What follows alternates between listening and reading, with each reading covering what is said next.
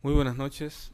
Quisiera, en primer lugar, agradecer la cordial invitación que me cursara la buena amiga, gestora cultural y artista Julia Castillo, directora de este centro cultural, así como también agradecer la presencia de cada uno de ustedes. Aprovecho esta grata ocasión para felicitar a la familia Perelló por el gesto magnánimo de mecenazgo cultural y de visión a largo plazo acerca del papel de la cultura y el pensamiento en la sociedad, que han tenido lugar con la creación de este importante centro cultural Perelló, al tiempo que felicito a sus directivos, colaboradores y personal de apoyo por las interesantes actividades que constantemente aquí se están llevando a cabo. Esta obra, relevante por su realidad actual e imperecedera por su valor futuro, engrandece a sus gestores por su nobleza y elevado sentido de responsabilidad social, y también dignifica a la sociedad y a su gente. ¿Para qué escribir o tal vez por qué escribir? Son preguntas troncales que a lo largo y ancho de la historia de la literatura occidental habrán colmado un caudal de respuestas que en modo alguno podríamos repasar aquí. Pretenderlo sería una osadía. Les hablaré más bien acerca de para qué escribir, asumiendo que es este en esencia y como toda manifestación artística, un oficio impulsado por la más absoluta y radical voluntad de libertad en el individuo a través de la historia. Otra premisa importante que quisiera establecer, muy a pesar mío, es que hablaré en primera persona del singular, es decir, acerca de mi modesta y personal visión del proceso de génesis y probable impacto del fenómeno escritural, con lo cual adelanto mi manifiesta responsabilidad y culpabilidad, si fuere preciso, ante cualquier yerro o cualquier equivocación. Compartiré pues con este selecto auditorio algunas ideas personales acerca del oficio de escribir, en el que, como dijo alguna vez el poeta Ezra Pound, tiene uno que exprimirse el cerebro, despreciando con ello el valor de cualquier otro oficio, incluso, decía él, el de regentar una cigarrería tal vez. Escribo para descubrir el mundo descubriéndome yo. Los escritores y estudiosos del arte suelen sustentar en ocasiones con temeraria seguridad que el arte nos permite reflejar nuestro entorno, es decir, nuestro mundo. Hay toda una tradición del pensamiento estético inscrita en esa perspectiva. La retórica de Aristóteles fundamentó la noción del arte como mímesis, es decir, como imitación refleja de la naturaleza o de la realidad, habiendo encontrado en los tiempos modernos su éxtasis de mayor apogeo y propaganda con las hipótesis del realismo socialista, es decir, esa concepción del arte que entendía que toda manifestación estética debía reflejar simplemente la realidad. Es como decir que el artista es un demiurgo entre cuyos poderes omnímodos se encuentra el de tamizar lo mágico y lo racional del entorno para luego, con el poder de la imaginación, la naturaleza simbólica del lenguaje y la inteligencia humana, proyectarlos en calidad de obras artísticas o bien trabajos científicos. En mi personal visión del fenómeno de la escritura no ocurre exactamente eso. Antes, al contrario, en vez de reflejar la palabra en tanto que entidad simbólica, es un recurso que permite recrear, reinventar, trascender, desvelar o transgredir la realidad que nos rodea. Pero hay una condición previa. El lenguaje es aquella naturaleza simbólica que hace posible que mi yo se sienta como yo mismo, que me permite el autodescubrimiento, sin el cual no podría ser capaz de descubrir nada más. Esto así, aún a sabiendas de cuán cierta es la sentencia del pensador ítalo-argentino llamado Antonio Borgia, quien abre un insospechado abismo ante el paso de avance que representan para la humanidad el pensamiento y la creación, con una sentencia aforística, es decir, con un breve pensamiento que dice: no descubras porque puede no haber nada, y nada no se vuelve a cubrir. Sin embargo, para el arte ha constituido un interesante desafío la lucha contra la expresión romana clásica afincada en la idea de que nada se puede crear de la nada, haciendo justamente de la nada misma la materia prima de la invención estética o de la invención artística. Ahora bien, no se puede descubrir nada sin que antes te hayas descubierto a ti mismo. No se puede luchar por nada sin antes haber luchado hasta el cansancio por ser uno mismo. Recuerdo a este propósito un fragmento de la escritora italiana contemporánea Susana Tamaro en su novela Donde el corazón te lleve, publicada en el año 1994, que dice, cito a Susana Tamaro: cada vez que al crecer tengas ganas de convertir las cosas equivocadas en cosas justas, recuerda que la primera revolución que hay que realizar es dentro de uno mismo. La primera revolución y la más importante.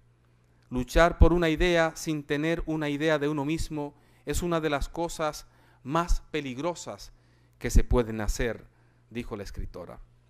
El lenguaje es en efecto una herramienta peligrosa, aunque virtuosa, y es en este donde el escritor está retado a producir los grandes cambios, las grandes transformaciones. Su juego puede ser el último de los juegos, pero ese último juego es el que me desafió tempranamente y me hizo sentir, tal vez por los delirios de las fiebres en 40, tal vez por un acertijo del azar, me hizo sentir, me digo, un instrumento de la creación poética, un sujeto poseso de un lenguaje creativo.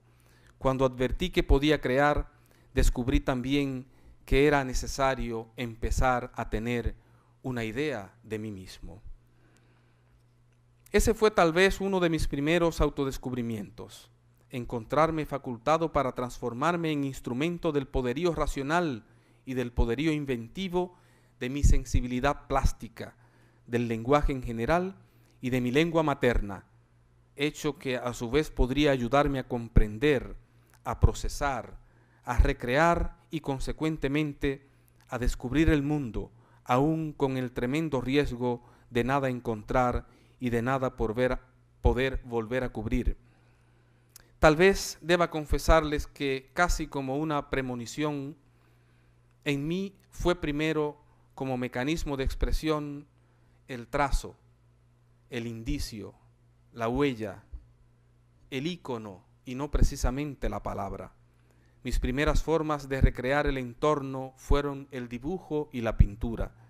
Yo era, en la década de 1960, un niño felizmente pobre y muy enfermizo de la entonces lluviosa, aldeana, aunque culta y olímpica ciudad de la Vega Real.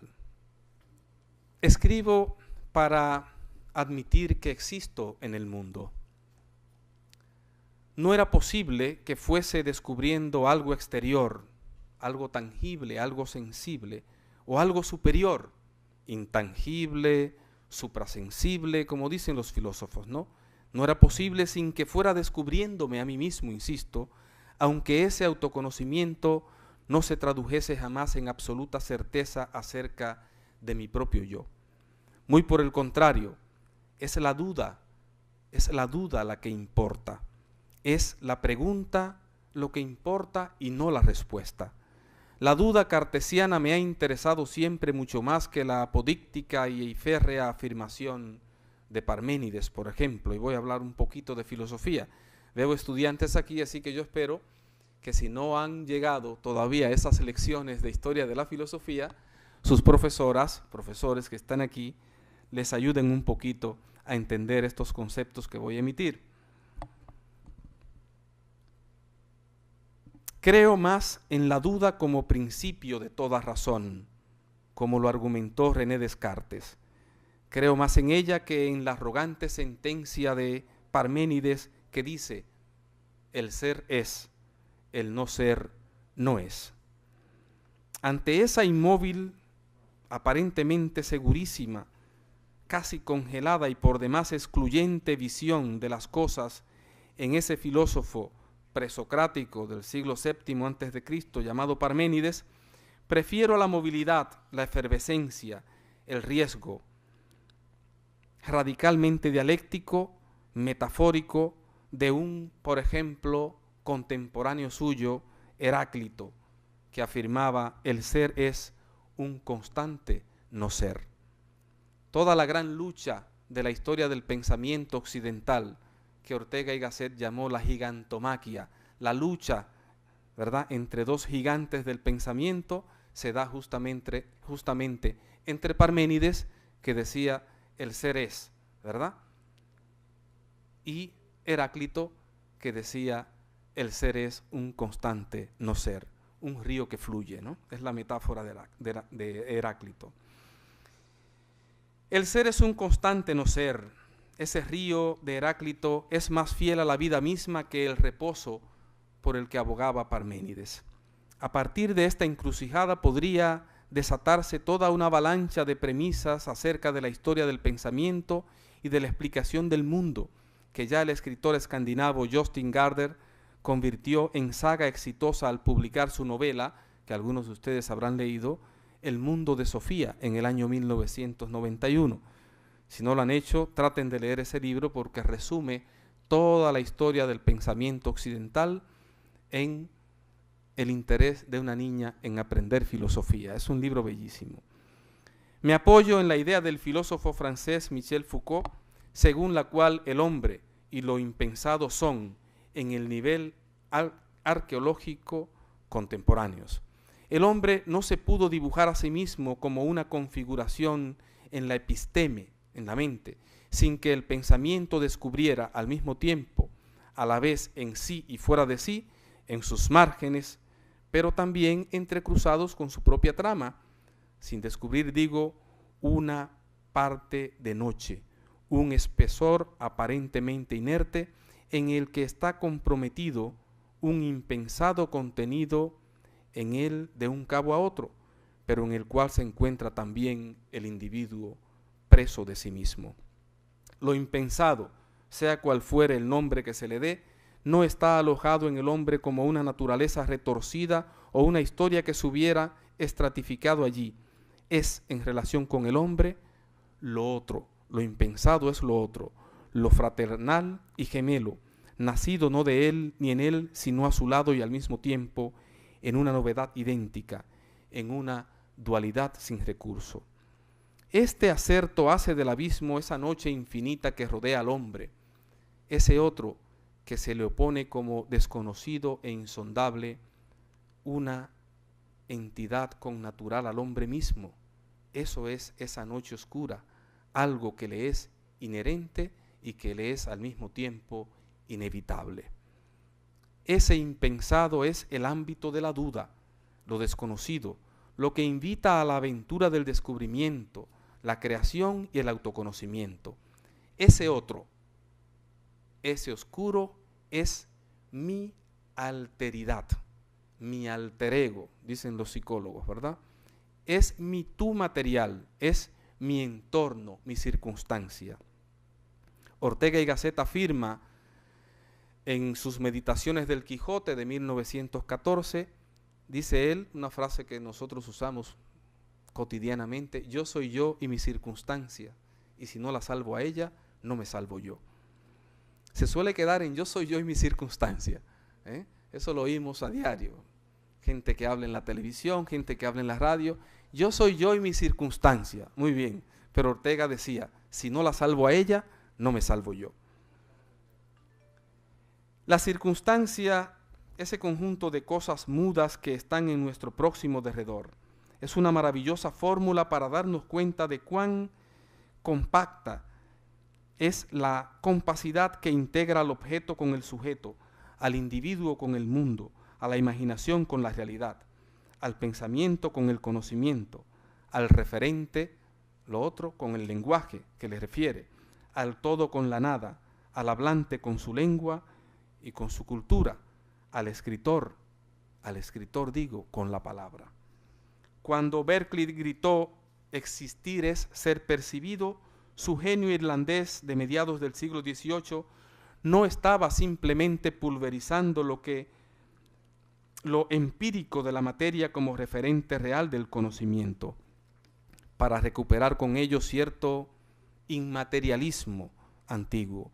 Estaba más bien, con ese grito de existir es ser percibido, abriendo, como antes lo expresó el poeta William Blake, las puertas de la percepción, de modo que las cosas fueran pensadas y sentidas, más aún, que las cosas fueran soñadas y vividas como en verdad las cosas son, decía William Blake, es decir, infinitas. Nosotros tenemos la idea de que las cosas son finitas, ¿verdad? De que este auditorio mide tanto por tanto, de que yo tengo una estatura de tanto por tanto, de que este micrófono es tal cosa, y sin embargo en lo más profundo del pensamiento, lo importante es establecer que cada una de las cosas que nos rodean no son finitas, sino más bien infinitas. Y sin esa percepción no habría arte, porque cuántas veces no ha sido retratada o pintada la playa de Salinas, y sin embargo Julia y el fotógrafo lo hacen de nuevo y nosotros nos deleitamos frente a ello. Cada cosa que nos rodea es en realidad infinita, aunque a nosotros nos parezcan finitas. Es la ilusión de descubrir que existo en este mundo lo que en cierta forma me impulsa a mí a escribir. Es el axioma no concluyente, el teorema no resuelto acerca de qué hago yo en el mundo, lo que a mí me reta a escribir. Al despertar, cuando de inmediato me hago la idea de que amanece y una suerte de amarillo haz de moléculas de polvo ilumina mis ojos, entonces empiezo por descubrir que todavía tengo un cuerpo y que mi cabeza funciona, que todo lo que vi la noche anterior, cuando me despedía del ámbito de lo consciente, sigue en su lugar, expuesto allí, tranquilo, presto a ser reinventado, a ser recreado, a ser transformado. De una vez el aluvión de palabras me asalta y me reafirmo a través del lenguaje poético en la condición de hombre vivo que está emplazado a interactuar con lo circunstante y a tratar de salvarlo en la perpetuación inocua e inoperante de un poema. Un poema es una cosa, decía Winston Oden, que realmente no hace que ocurra nada. Y por eso Heidegger decía que es una entidad inocua e inoperante, es decir, una cosa prácticamente inofensiva. Sin embargo, algunos poetas han creído que con sus versos pueden cambiar el mundo. Si esa mañana bien temprano llegara en verdad a leer y a escribir, entonces me invade una sensación de plenitud, una presunción de haber ensayado el día logrado, ese día que Peter Handke persigue a través de la fe en la persona de Jesús, de la mano del evangelista Pablo, y que entiende como aquel día que yo habré sido simplemente el medio en el que se da este día. Habré caminado simplemente con el día, me habré dejado iluminar por el sol, tocar por el soplo del viento, me habré dejado llover por la lluvia y mi verbo habrá sido dejarse otorgar, dice Peter Handke. Escribo para que ese día se ilumine con lo inconmensurable del poder simbólico de la palabra. Escribo para existir desde la palabra, por la palabra y para la palabra. Soy definitivamente aquello que yo escribo, aunque usurpe la personalidad, el sentimiento y las vivencias del otro, de mi alter ego, de aquella persona a la que adore o aborrezca, a la que alimente con ternuras o mate de indiferencia, termino sin embargo siendo yo el de la escritura que me escribe. decidí una tarde calurosa y húmeda frente al malecón capitalino que bordea el mar Caribe, vivir permanentemente en estado poético. Es verdad, yo era estudiante de la UAS y en medio de una movilización y de tiros y demás, yo me fui al malecón y le di la espalda a toda esa realidad circunstante que yo tenía y dije, yo voy a vivir en estado poético porque esta realidad es demasiado lacerante. Un estado estético de conciencia que no permitiría, en irreverente oposición a la epistemología de Aristóteles, por ejemplo, que nada estuviese en el entendimiento sin que antes haya estado en los sentidos. Esta determinación, sin excluir ninguna disciplina del saber, me abría el camino para lograr que sintiera el pensamiento y que pensara el sentimiento, como dice Unamuno, porque nosotros en la vida cotidiana creemos que pensar es una cosa y que sentir es otra. Y resulta que a cada instante lo que hacemos es sentir lo que pensamos y pensar lo que sentimos. José Martí se preguntaba, sin dar respuesta alguna, que es la forma, insisto, más inteligente de pensar, es decir, aquella que no da respuesta, si era la lengua, el idioma, ¿verdad?, en cuanto que sistema de símbolos por excelencia en una cultura, se preguntaba Martí, ese apóstol de la libertad de las Antillas, si la lengua, nuestro idioma, era jinete o caballo del pensamiento. Es una metáfora que a mí me impresionó desde que la descubrí en las obras de José Martí. Él se pregunta, ¿la lengua, caballo o jinete del pensamiento? Eso es como decir a veces la lucha entre el huevo y la piedra. ¿O qué fue primero? Si el huevo o la gallina, más bien. ¿La lengua es jinete, es decir, que va encima, o es caballo del pensamiento? Yo ampliaría el posible sentido de la pregunta de Martí unificando pensamiento y sentimiento. Escribo, pues, porque vivo constantemente en estado de creación y de pensamiento, es decir, en estado de sentimiento y de pensamiento. El poema hace sensibles los conceptos en el plano de la intuición. Escribo porque desvelo la realidad a través de la íntima relación entre la palabra en cuanto que símbolo o imagen y el pensamiento en cuanto que concepto. No sabría cómo estar en el mundo a no ser por las vibraciones existenciales, por los estremecimientos que en mí produce la génesis del poema como una construcción del lenguaje, como una articulación rítmica del pensamiento y del sentimiento a través de la palabra. Pienso porque poetizo y poetizo porque pienso. Existo porque escribo y si tuviese que dejar de escribir, para mí, francamente, la vida no tendría sentido. Estoy convencido de la inutilidad de pretender vivir de la escritura y sobre todo de la poesía. En nuestra sociedad hacemos patética realidad la concepción del arte como, decía Oscar Wilde, utilidad de lo inútil, que tantas veces él enrostró en su época y en su cultura. Aprendí muy temprano que de la literatura y de la filosofía yo no podría vivir. Por eso tal vez decía Julia que tengo un filón de hombre de negocios. Pero sin ellas, francamente, tampoco podría vivir. Así es como creo que existo en este mundo. La literatura y la escritura son para mí una necesidad existencial, vital. Yo no podría estar sobre este mundo o en este mundo si alguien me exigiera que dejara de hacerlo. Escribo para la patria del idioma. La patria de un escritor es la lengua en que ese escritor escribe.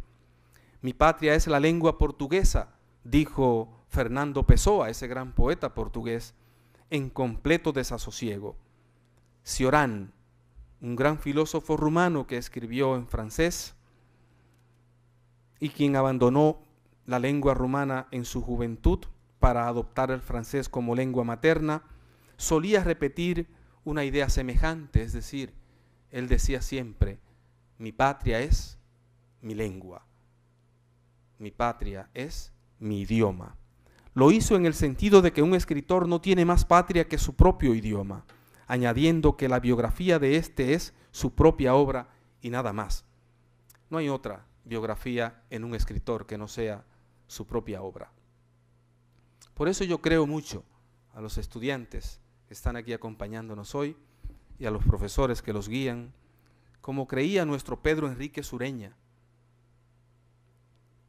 Cuando se enseña adecuadamente la lengua materna, se enseña a un hombre y a una mujer a interpretar adecuadamente su mundo, a conocer su cultura, a interactuar con el mundo que les rodea.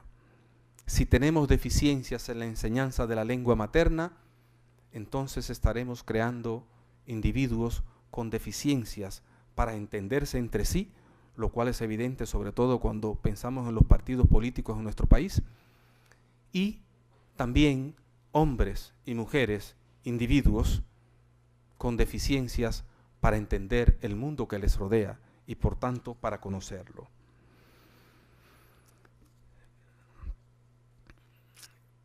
Pero todavía más complicada es en este sentido la expresión de un poeta romántico llamado John Keats, quien afirmó sin reservas, cito, los poetas no tienen identidad.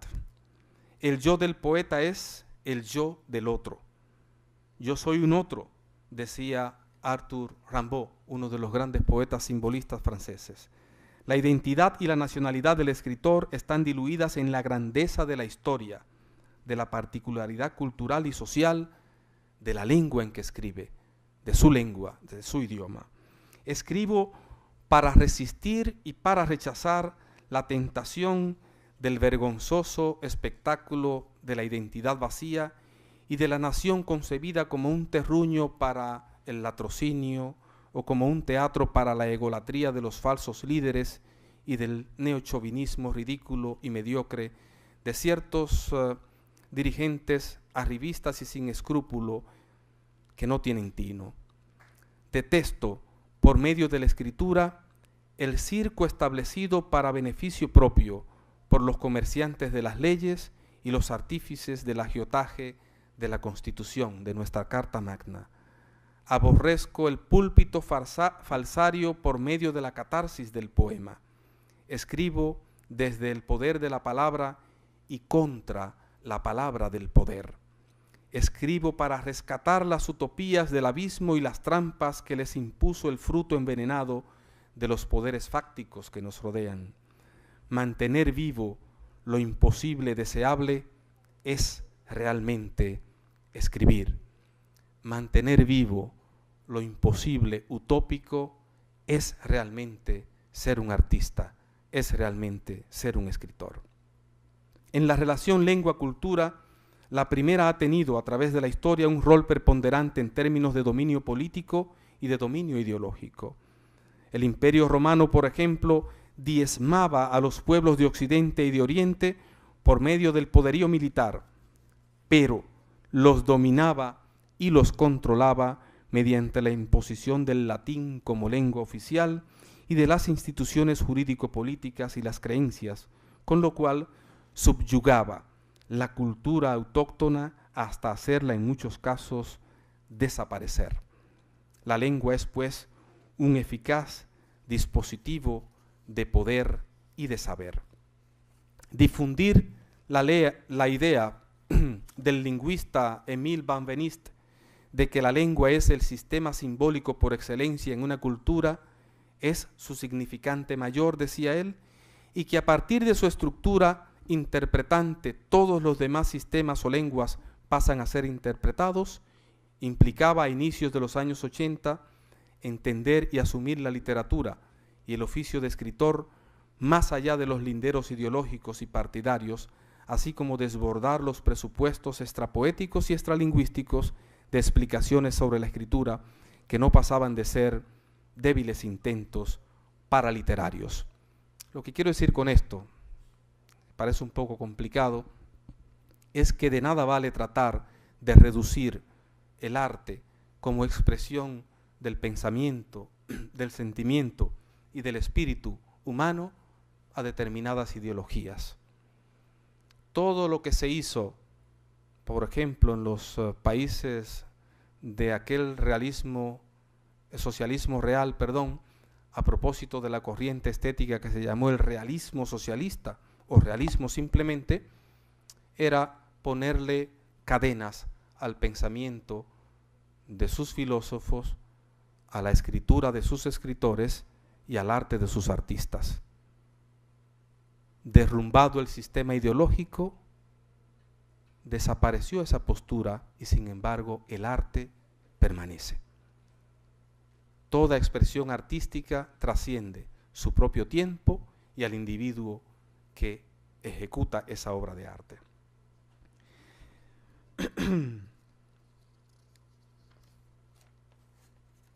Escribo por la necesidad de entender el gravísimo y relevante desafío de asumir el lenguaje como mi mayor problema y al mismo tiempo como la sustancia de que han de estar forjadas las preocupaciones y las metas en el oficio de escritor. Me dije, podrán condenarme al ostracismo y podré ser excluido de los privilegios que por mor del trabajo cultural ideológicamente enganchado en aquellos tiempos se recibían, pero no podrán jamás privarme de hablar y de escribir en la lengua de Góngora y de Quevedo, de Santa Teresa y de Sor Juana, de Darío y de Neruda, de Vallejo, de Girondo Huidobro, de Franklin Mieses Burgos, de Freddy Gatón Arce y de Héctor Inchaustegui Cabral. Eso es lo importante. La profundización en el conocimiento de los autores, de aquellos que han sido los artífices de distintos idiomas. Pedro Enrique Sureña decía, si queremos enseñar lengua materna, insisto, si queremos enseñar el español dominicano con profundidad y con un futuro aprovechamiento de los estudiantes, tenemos que hacerlo mediante el estudio de las obras de los autores que escriben en el español dominicano. Ellos son los artífices del idioma. Y en un escritor, la problemática fundamental no es otra que la del manejo de la lengua, el manejo del idioma. Escribo para abrirle nuevos surcos al sendero complejo y vasto del presente y de la historia pasada y porvenir, y diezmar los demonios de las ideologías, los radicalismos, el odio y la cerrazón. Aborrezco con igual intensidad el capitalismo salvaje y el socialismo autárquico. Escribir me faculta para superar verbalmente el mundo y sus entuertos. Esta superación, esta transgresión estética de la ley omnímoda del absurdo, me coloca en la inteligencia, en la inteligente ensoñación poética de Georges Bataille.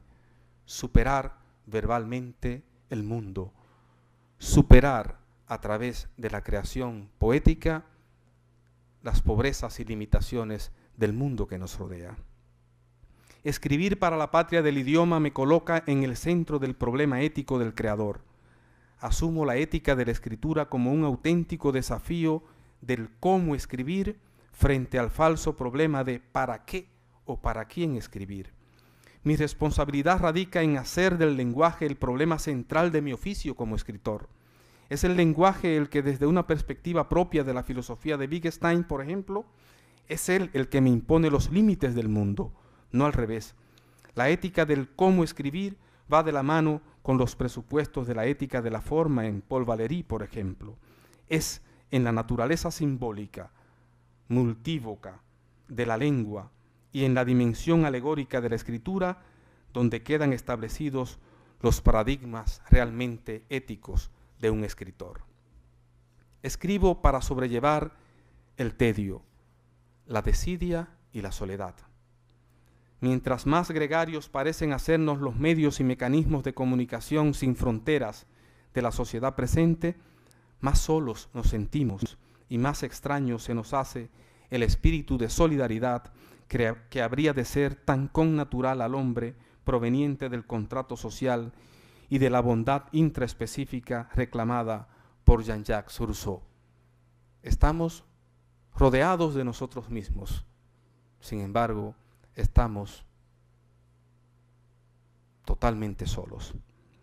Cuando la soledad, esa que se disfraza de multitud silente o de imán de compañías huecas, cuando sus tentáculos demagógicos me asfixian, acudo a la escritura, a veces consciente, a veces inconscientemente, como si ella significase mi último recurso para continuar estando vivo. Ante los avatares provocados por el tedio, la desidia y la soledad, ante el dilema consciente de escribir o dejar de hacerlo, yo prefiero escribir. Las alternativas son vivir o desaparecer, escribir o bordear el límite de lo imposible como única y extrema posibilidad de la esperanza. La escritura es para mí la epifanía o manifestación de la fe en su sentido más abierto y ecuménico, en su sentido más libre. La fe definida como certeza de lo que se espera y convicción de lo que no se ve, como lo establecen los hechos en la Biblia. Escribo para soliviantar el tedio de la existencia y el desasosiego de nada esperar. Escribo para vencer o sucumbir al mismo tiempo ante el escepticismo perverso y el optimismo ingenuo. La escritura me marca como cicatriz de una angustia inevitable.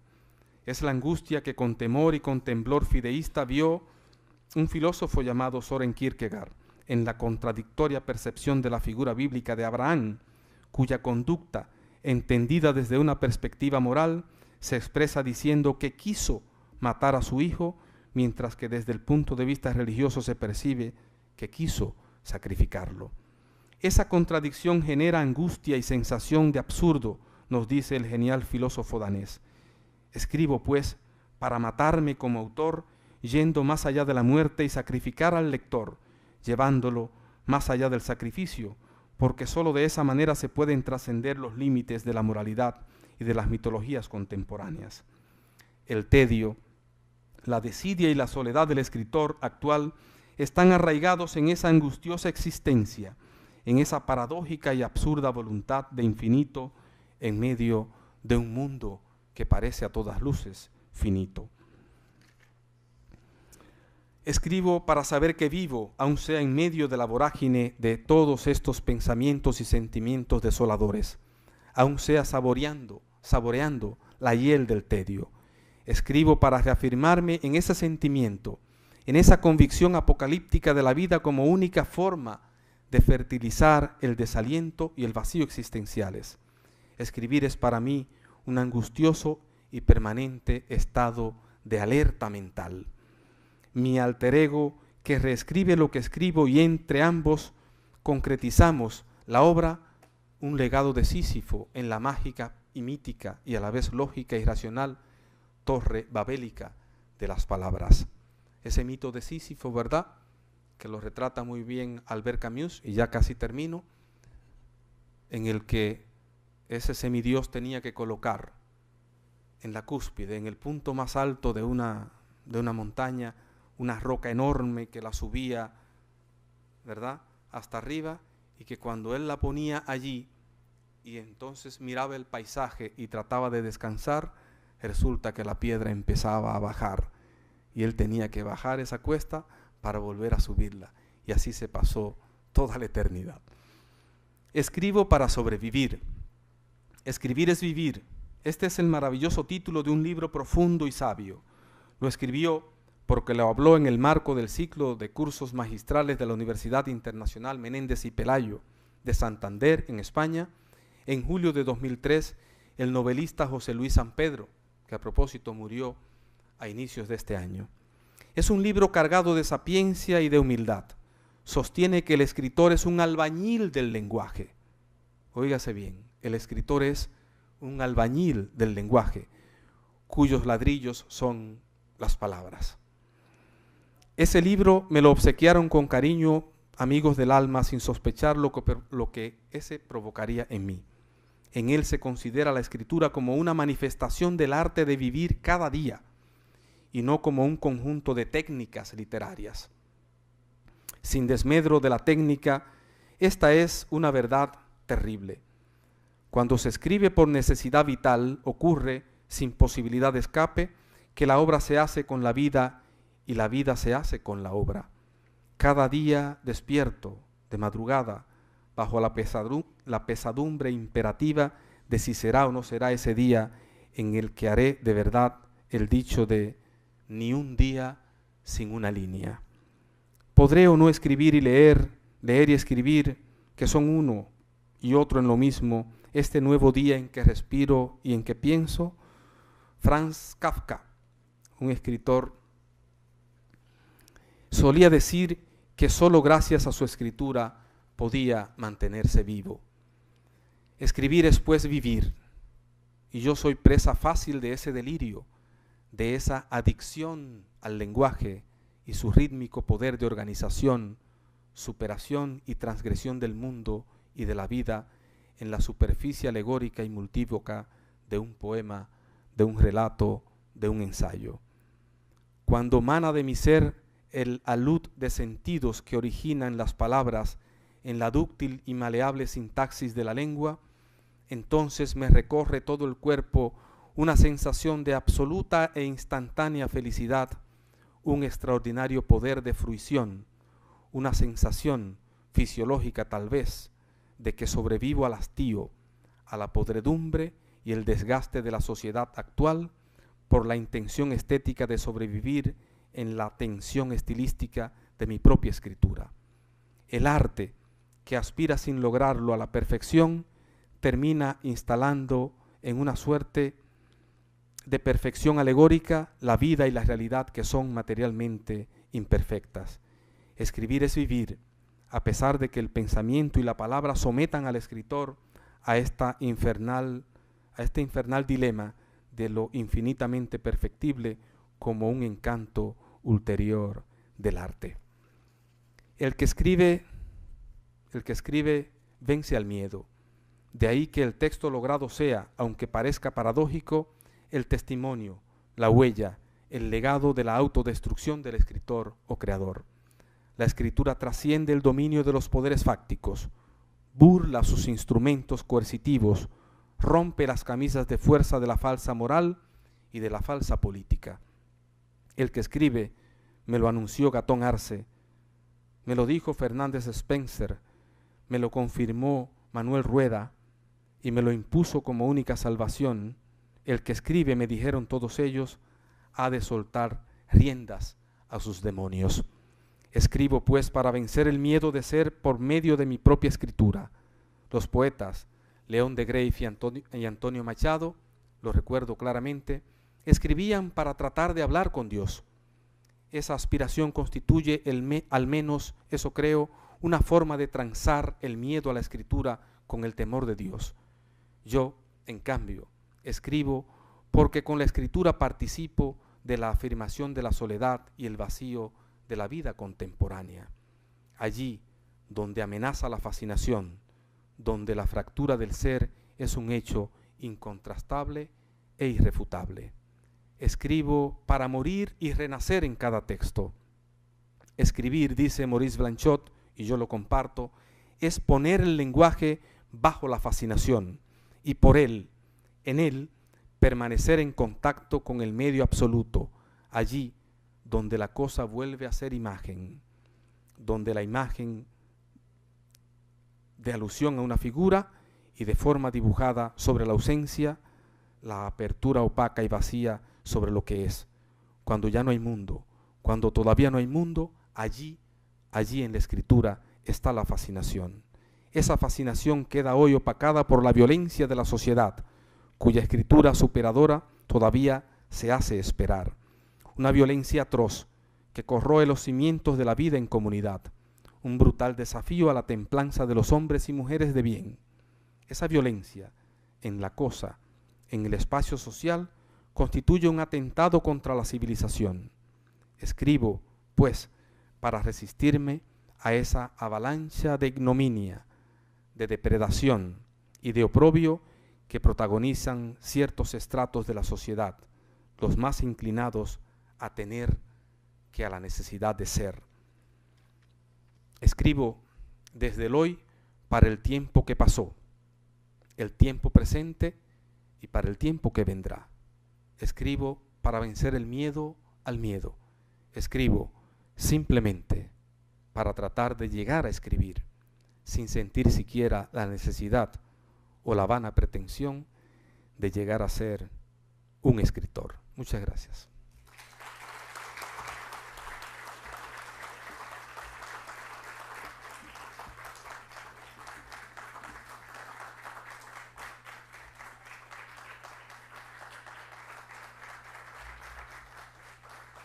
Creo que es el momento ideal para darle las gracias en nombre del Centro Cultural Perelló, en nombre de la Fundación Perelló y por supuesto a nombre de todos y todas las vanilejas y vanilejos, respectivamente, por estar aquí presente y por haber disertado esta magistral conferencia. Otro fuerte aplauso para el poeta José Mármol.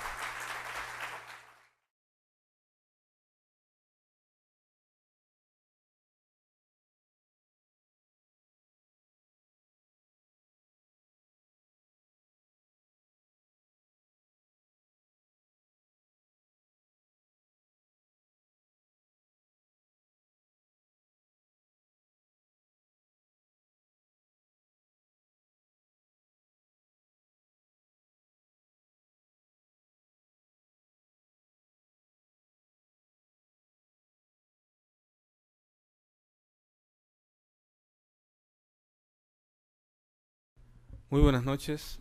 Quisiera, en primer lugar, agradecer la cordial invitación que me cursara la buena amiga, gestora cultural y artista Julia Castillo, directora de este centro cultural, así como también agradecer la presencia de cada uno de ustedes.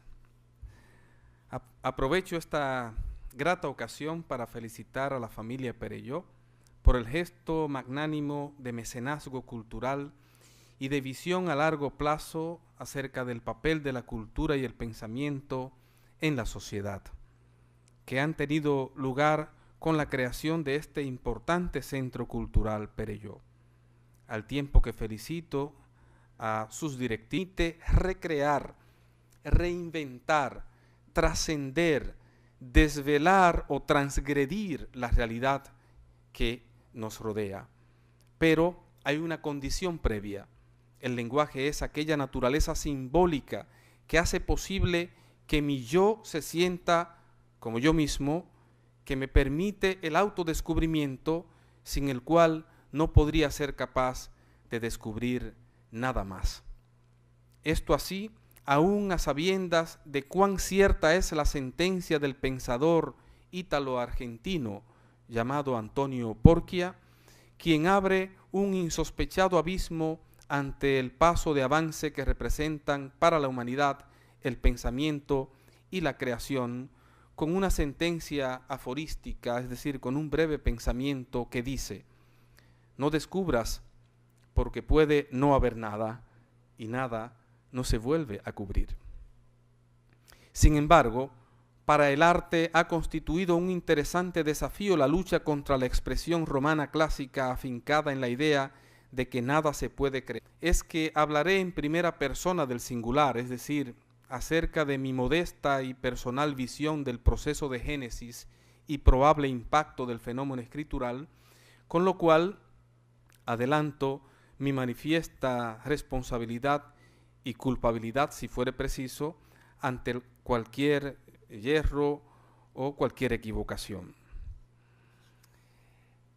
Compartiré pues con este selecto auditorio algunas ideas personales acerca del oficio de escribir, en el que, como dijo alguna vez el poeta Ezra Pound, tiene uno que exprimirse el cerebro, despreciando con ello el valor de cualquier otro oficio, incluso, decía él, el de regentar una cigarrería tal vez. Escribo para descubrir el mundo descubriéndome yo. Los escritores y estudiosos del arte suelen sustentar en ocasiones con temeraria seguridad que el arte nos permite reflejar nuestro entorno, es decir, nuestro mundo. Hay toda una tradición del pensamiento estético inscrita en esa perspectiva. Colaboradores y personal de apoyo por las interesantes actividades que constantemente aquí se están llevando a cabo.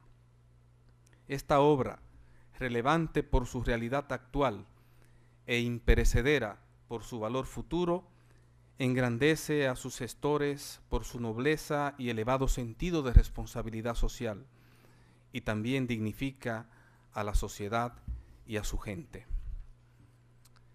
¿Para qué escribir o tal vez por qué escribir? Son preguntas troncales que a lo largo y ancho de la historia de la literatura occidental habrán colmado un caudal de respuestas que en modo alguno podríamos repasar aquí. Pretenderlo sería una osadía. Les hablaré más bien acerca de ¿para qué escribir?, asumiendo que es en esencia y como toda manifestación artística, un oficio impulsado por la más absoluta y radical voluntad de libertad en el individuo a través de la historia. Otra premisa importante que quisiera establecer, muy a pesar mío, la retórica de Aristóteles fundamentó la noción del arte como mímesis, es decir, como imitación refleja de la naturaleza o de la realidad, habiendo encontrado en los tiempos modernos su éxtasis de mayor apogeo y propaganda con las hipótesis del realismo socialista, es decir, esa concepción del arte que entendía que toda manifestación estética debía reflejar simplemente la realidad. Es como decir que el artista es un demiurgo entre cuyos poderes omnímodos se encuentra el de tamizar lo mágico y lo racional del entorno para luego, con el poder de la imaginación, la naturaleza simbólica del lenguaje y la inteligencia humana, proyectarlos en calidad de obras artísticas o bien trabajos científicos. En mi personal visión del fenómeno de la escritura no ocurre exactamente eso. Antes, al contrario, en vez de reflejar la palabra en tanto que entidad simbólica, es un recurso que permite